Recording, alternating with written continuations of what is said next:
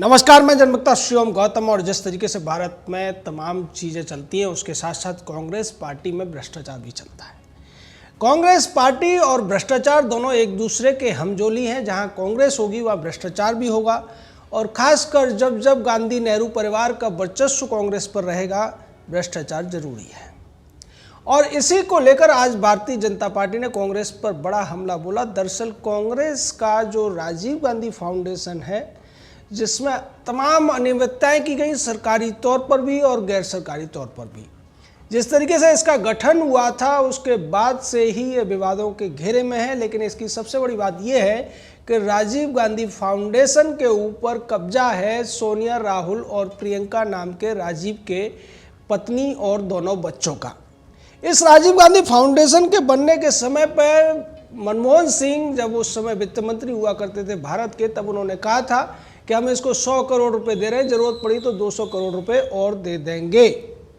ये उस समय का जो बजट था, उसके बजट का एक बहुत बड़ा हिस्सा था जो सरकारी पैसे से इस फाउंडेशन को दे दिया गया था।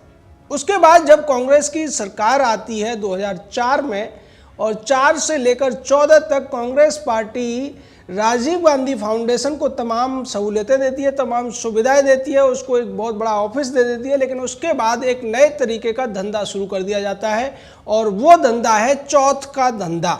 जी हाँ, कांग्रेस पार्टी जो भी अपराधी प्रवृत्ति के लोग हैं, जो भी कंपनियां डिफॉल्ट करने वाली थी या जिन्होंने बैंकों के कर्जे ले रखे थे, कर्ज बैंकों के साथ में फ्रॉड किए हुए थे, बैंकों के कर्जे वापस नहीं कर रहे थे, या मनी लॉन्ड्रिंग में फंसे हुए जो लोग थे, उन सभी से चौथ के रूप में राजीव गांधी फाउंडेशन को दान दिलाने का काम किया करती थी। और यह सरकार के स्तर पर होता था या गैर सरकारी स्तर पर, इसको लेकर गृह मंत्रालय की एक कमेटी जांच करने में जुटी हुई है।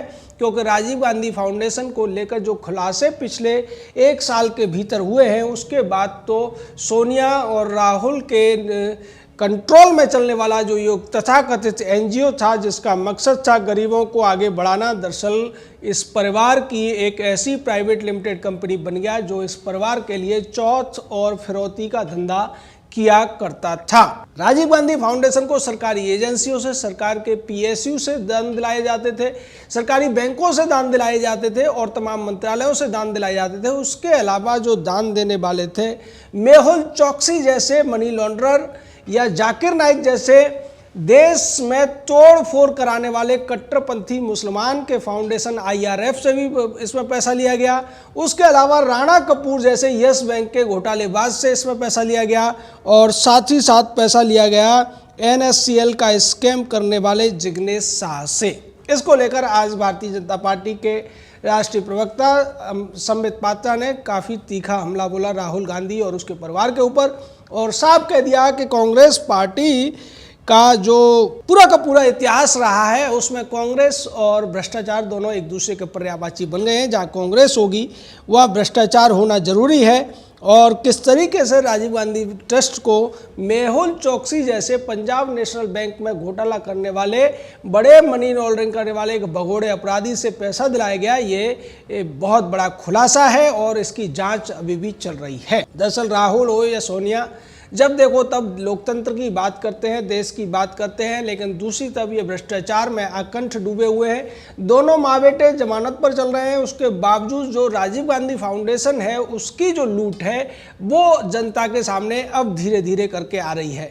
ये वही राजीव गांधी फाउंडेशन है, जब हम अमेठी गए थे तो वहाँ एक सम्राट साइकिल नाम की एक बहुत बड़ी फैक्ट्री हुआ करती थी, उसकी ज़मीन को लेकर तमाम बातें चल रही थी, और वो ज़मीन भी जो करोड़ों की थी, किसानों की थी, वो राजीव गांधी फाउंडेशन को दे दी गई थी। उसी तरीके से नेहरू भवन नाम का, एक जवाहर भवन नाम का एक बहुत बड़ा बंगला था नई दिल्ली के एरिया में, जिसकी कीमत भी आज की डेट में 1,500 करोड़ रुपए होगी, उसको भी राजीव गांधी फाउंडेशन को सरकार ने दे दिया था। उसके अलावा जो ब्यौरा आज संबित पात्रा ने पेश किया, उसमें बताया किस तरीके से 10 लाख रुपए मेहुल चोकसी की कंपनी नविराज एसोसिएट ने दिए। उसके अलावा जो दूसरी अन्य कंपनियां थी, मेहुल चोकसी ने करीब 300 से ज़्यादा कंपनियां रजिस्टर करा रखी थी, उन सभी से कुछ न कुछ पैसा इस फाउंडेशन में लिया गया। वहीं दूसरी तरफ जाकिर नाइक के जो फाउंडेशन है, जो ट्रस्ट है इस्लामिक रिसर्च फाउंडेशन, उससे 50 लाख रुपए इस ट्रस्ट में लिए गए। साथ ही साथ जो राणा कपूर है उसने 2 करोड़ रुपए की पेंटिंग प्रियंका वाड्रा से खरीदी। उसके अलावा इसका जो ट्रस्ट था राजीव गांधी फाउंडेशन, उसमें भी पैसा उसने दिया था। और जिग्नेश शाह जिसने कि NSCL का घोटाला किया था, उसने 50 लाख का डोनेशन या फिर आप कह सकते हैं चौथ दी थी, या वो परसेंटेज दिया था, हफ्ता दिया था राजीव गांधी फाउंडेशन को। और इसी वजह से जब तक कांग्रेस का शासन रहा तब तक ये देश विरोधी कार्य करने वाले लोग, तब तक देश को लूटने वाले लोग, तब तक देश में मनी लॉन्ड्रिंग करने वाले लोग, हवाला का कारोबार करने वाले लोग और देश को खोखला करके घोटालों की फेहरिस्त लगाने वाले लोग खुलेआम घूमते रहे, छुट्टे घूमते रहे। क्योंकि कांग्रेस का जो शाही परिवार, या कहें कि कांग्रेस का जो अनैतिक परिवार है, उस परिवार ने अपने हिस्से का चौथ वसूल लिया था।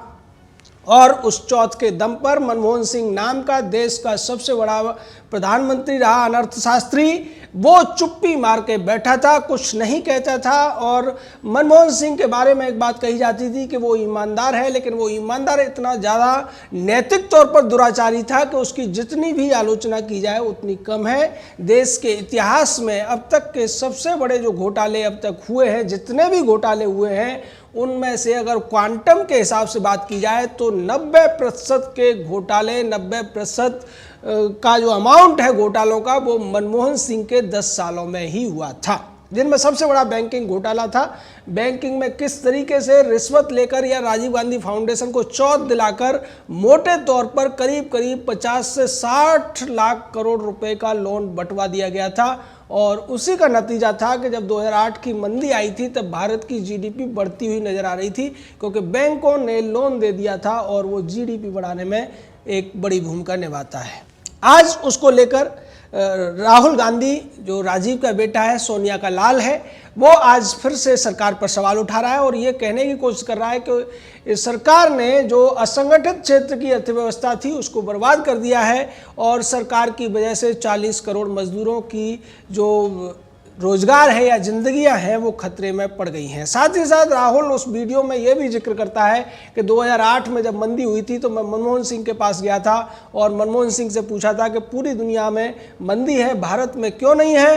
तब मनमोहन ने कहा था कि हमारे यहाँ 2 तरीके की अर्थव्यवस्था होती हैं, एक संगठित क्षेत्र की और एक असंगठित क्षेत्र की, और हमने दोनों को संभाल रखा है। ये जो मनगढ़ंत वीडियो बनाने का एक सिलसिला है राहुल गांधी ने फिर से शुरू कर दिया है और उसका कहना है कि अभी पहला वीडियो डाला है उसने, लेकिन 3 वीडियो और डालेगा। पिछली जो इसने सीरीज चलाई थी वो 3 महीने बाद डाली जाती रही थी, तब तक बहुत सारी चीज़ें बदल गई थी। राहुल गांधी ने जो कल्पना की थी, जो स्क्रिप्ट लिखी गई थी, उसके हिसाब से पूरा परिवर्तन आ गया था और उसके बाद वो जो वीडियो सीरीज थी राहुल गांधी की पूरी तरह से फ्लॉप हो गई थी। राहुल गांधी का गेटअप भी उसमें जोकरों वाला था। इसको देखते हुए अब राहुल गांधी का वीडियो बनाने वाले, उसको डायरेक्ट करने वाले, उसको प्रोड्यूस करने वाले और स्क्रिप्ट लिखने वालों ने नया तरीका अपनाया है और इस बार राहुल गांधी की कटिंग करा दी गई है और राहुल गांधी को पहले जो साइड का विलेन लगता था, अब उसको एक सही सलामत आदमी दिखाने की कोशिश की जा रही है। लेकिन सवाल ये उठता है कि राहुल गांधी देश की अर्थव्यवस्था पर सवाल उठाते हैं, लेकिन वो भूल जाते हैं कि जब उनकी माँ और उनके नियंत्रण में देश में एक सरकार चल रही थी, उसने देश की अर्थव्यवस्था को किस तरीके से बर्बाद कर दिया था।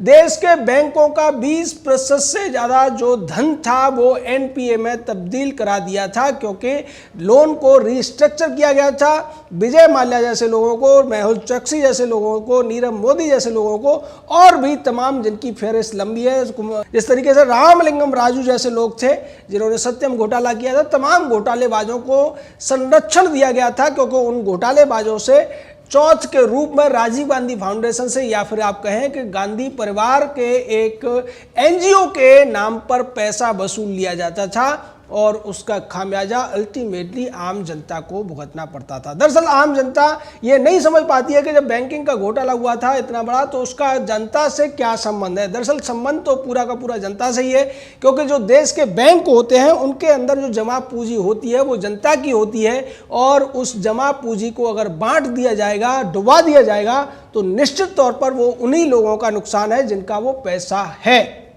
जब मनमोहन सिंह ने सत्ता छोड़ी थी उस समय देश में करीब 80 लाख करोड़ रुपए का जमा था देश की जनता का, जिसमें से 60 लाख करोड़ रुपए बंटवा दिया था मनमोहन सिंह ने। और यही सबसे बड़ा अपराध था। अगर उसको दूसरे तरीके से देखा जाए तो देश के हर व्यक्ति की जो जमा पूंजी बैंकों में थी उसके 80% पर डाका डलवा दिया था मनमोहन सिंह ने राजीव गांधी फाउंडेशन को चौथ दिलाकर। और इसी का खुलासा आज हुआ। और इस खुलासे से पहले जिस तरीके से राहुल गांधी ने अपने आप को बहुत बड़ा अर्थशास्त्री दिखाने की कोशिश की, राहुल गांधी को मुझे लगता है कि किसी अर्थशास्त्र पढ़े हुए समझदार व्यक्ति से, जो न्यूट्रल हो, न कामपंथी हो न वामपंथी हो, उससे ट्यूशन लेना चाहिए और देश की अर्थव्यवस्था को समझ लेना चाहिए। और साथ ही साथ उसे यह भी ध्यान रखना चाहिए कि आज सोशल मीडिया का जमाना है। राहुल अगर एक बात कहेगा तो उसको फिर लोग खगालना शुरू करेंगे सोशल मीडिया पर और तमाम दूसरे प्लेटफॉर्म पर। जो पुराने दस्तावेज पड़े हुए हैं, जो पुरानी जानकारियां पड़ी हुई हैं, उनके आधार पर राहुल गांधी के तमाम दावे 24 घंटे भी नहीं चल पाएंगे। इसी के साथ हम एक और बात याद दिला दें कि राहुल गांधी को अब पुरानी बातें भूलकर या तो सही तरीके से देश को समझना चाहिए या फिर इस तरीके के फालतू के वीडियो बनाना बंद कर देना चाहिए, क्योंकि जनता उस पर हंसती है, उसको सुनती नहीं है। जय हिंद, जय भारत।